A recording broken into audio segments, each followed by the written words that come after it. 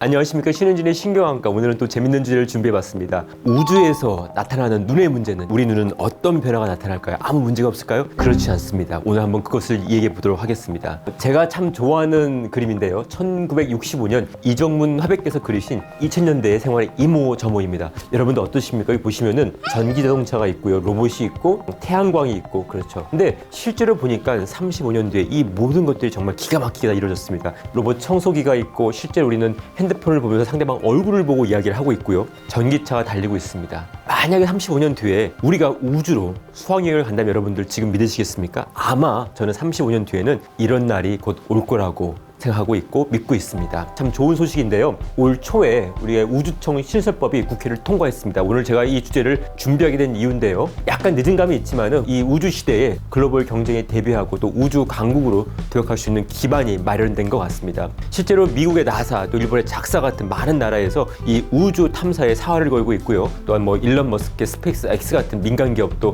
우주 여행에 많은 돈을 투자하고 있습니다. 앞으로 우리나라가 한국 우주청이 만들어지면은 저는 작은 바람이 우리가 우주에 나갔을 때 눈에 대한 어떤 영향이 있는지를 연구하는 것이 또 작은 제 바람이기도 합니다. 실제로 제가 신경안과 연수를 갔다 온 휴스턴은 나사가 있어서 우주항공은 굉장히 유명한 곳입니다. 그리고 제 스승님인 이 닥터 리 선생님은 이런 나사에서 우주 비행사들이 우주에서 나타나는 어떤 눈의 문제들을 연구하는 그런 분이셨는데요, 실제로 우주에 나가면은 우주 비행사들이 이렇게 카메라나 이런 것들로 많은 눈에 대한 자료를 모읍니다. 그걸 모으고 땅에 돌아와서 이 자료를 분석하고 그것을 연구하는 것들을 하고 있었는데요, 실제로 우주에 나가면 이런 변화가 일어납니다. 눈의 압력이 증가하고 또 눈이 작아지고 시신경이 붓고 이런 영향을 미치는데요, 그렇다면 무엇 때문에 이런 영향이 발생할까요? 오늘 그것을 말씀드리도록 하겠습니다. 우리가 우주에 없는 것이 있습니다. 무엇이 없을까요? 바로 중력이 없습니다. 중력이 없으니까 사과도 땅에 떨어지지 않고 둥둥 떠다니고, 사람도 역시 이렇게 공간을 날 수가 있는 것 같습니다. 그런데 문제는 이렇습니다. 인체의 3분의 2는 물로 구성되어 있는데요, 우리 뇌도 마찬가지입니다. 뇌 척추체격을 싸고 있습니다. 마치 이렇게 물컵 안에 든 계란 같은 거죠. 둥둥둥둥 물에 떠 있고요, 뇌 척추액은 뇌를 보호함과 동시에 여러 가지 영양분을 공급하고 노폐물을 주고받는 그런 역할을 하고 있습니다. 심장은 펌프 역할을 하기 때문에 이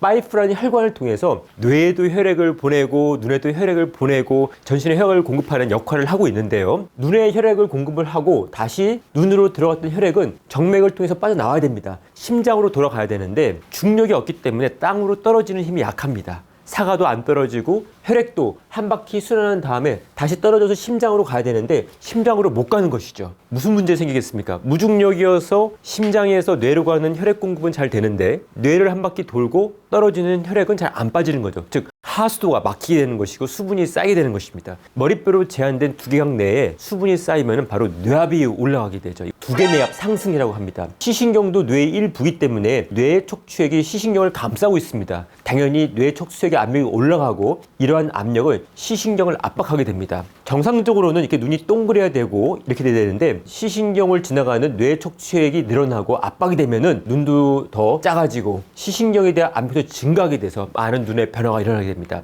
예를 들어서 가장 흔한 변화는 이런 것입니다. 이 시신경을 싸고 있는 뇌 척추액 압이 증가하면서 꽉 누르는 거죠. 눈을 순환한 혈액이 못 빠져나가기 때문에 망막이 붓고 시신경이 붓고 이런 변화가 나타납니다. 원래 망막은 평평해야 되는데 이게 부종이 일어나고요, 망막이 쭈글쭈글 주름이 생깁니다. 그건 더 안 보이게 되고 이런 물이 계속 쌓이면은 결과적으로 시력이 계속 떨어지는 것이죠. 그 밖에도 원래 눈은 동그란 공처럼 돼야 되는데 뒤에서 자꾸 밀기 때문에 눈이 뒤가 납작해집니다. 그래서 안구의 길이가 짧아지게 되고요, 초점이 망막에 맺혀야 되는데 초점이 더 뒤에 맺히게 되기 때문에 원시가 되죠. 그래서 우리의 안경 도수가 우주에서 바뀔 수가 있습니다. 우주에 나가면 중력이 없고 많은 변화가 있을 수 있습니다. 뇌 척추액 압이 올라가서 두통이 발생할 수 있고요, 눈 같은 경우에는 안축장이 짧아지면서 원시를 바뀌고 뇌압이 올라가면서 시신경을 누르기 때문에 망막 부종, 시신경 부종 이런 여러 가지 화혈성 변화들이 눈에 나타날 수가 있습니다. 이것을 모르고 우주 가면 독이 될 수 있습니다. 하지만 알고 대비하면은 앞으로 다가올 우주 여행의 시대에 보다 안전하게 우리가 우주 여행을 즐길 수가 있을 것 같습니다. 저 같으면 앞으로 우주 여행할 때 이런 것들을 준비할 것 같습니다. 첫 번째, 펌프를 이용해서 도수변화가 가능한 안경, 그 다음에